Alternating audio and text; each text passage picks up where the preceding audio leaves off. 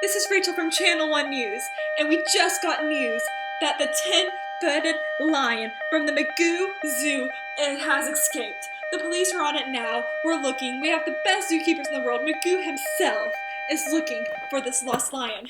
Do you hear that? I think that's the 10-footed lion. Someone, please! Now don't worry, there's not really a 10-footed lion coming after us. But you can find a 10-footed lion in the book If I Ran the Zoo by Dr. Seuss. This book was written in 1950 and was published by Random House in New York. And now this book talks about so many made-up animals that were made up by Gerald McGrew, who you'll get to know and love in this book. Now, let's see what all the hype is about, shall we? I Ran the Zoo by Dr. Seuss. Now in this book, we immediately meet the only two human characters in the book, which are the zookeeper and Gerald McGrew. And Gerald McGrew notices that the zookeeper is very proud of his job, and he's doing a good job. But if he ran the zoo, he'd make a few changes. The lions and tigers are just too boring. You see them all over the place. So he would plan to unlock every pen and replace them with his own animals. The first being a 10-footed lion. He would find a new made-up hen and an elephant cat, which would leave everyone wondering, how in the world is he finding these animals? He'd travel all over the world and find animals such as What Do You Knows?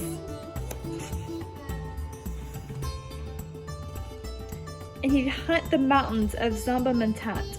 And now with this page, you're going to be very careful because it does have a pretty racist comment saying, all who wear their eyes at a slant. So be careful if you use this book in your classroom.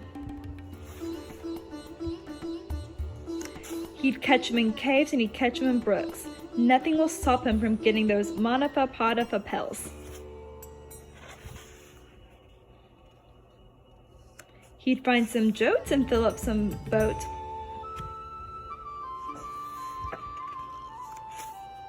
And he'd capture a family of lunks in a bucket. And now... Oh, don't hate me, but if you want to know about the rest of the animals and whether or not his zoo is a success or if it actually happens, you're going to have to read it on your own.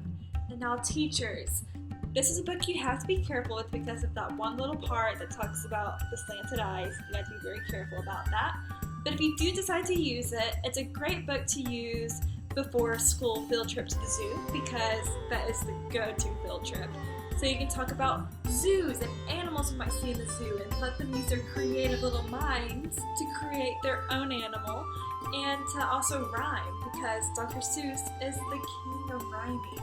So this is a perfect opportunity to talk about poetry, rhyming, and just creative writing. So I really hope you enjoyed this and make sure you give If I Ran the Zoo a try.